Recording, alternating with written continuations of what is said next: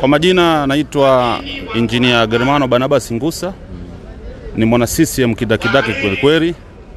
Na ni mzaliwa wa Tabora, wilaya Nzega. Pia Mungu akisaidia nimejipanga kutia nia 2025 mwaka huu mwezi wa 6 mwezi nitachukua fomu ya ubunge jimbo la Nzega vijijini.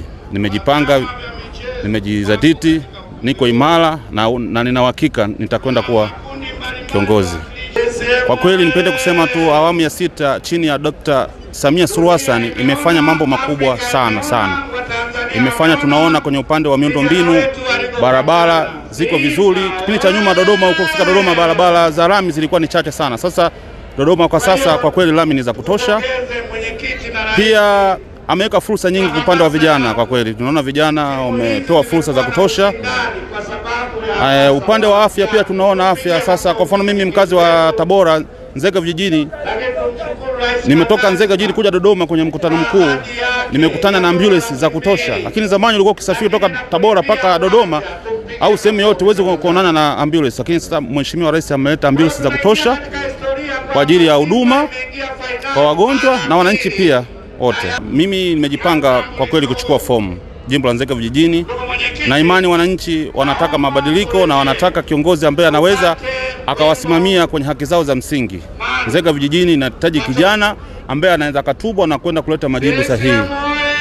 Mimi nipende kuwashauri tu vijana wenzangu kwa kweli wajiunge na CCM. CCM ndo chama ambacho kina mipango madhubuti na chama imara ambacho kinawasaidia wananchi katika nyanja tofauti.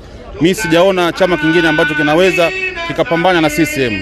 CCM iko vizuri chini ya Daktari Samia Suluhu Hassan na inaendelea kuwajali wananchi 100%. Kwa hiyo vijana mimi nawaomba waje ndani ya Chama cha Mapinduzi CCM. Sasa wewe unajivunia nini kuwa mwanachama wa CCM? Mimi kwa kweli najivunia sana kuwa mwanachama wa CCM pia.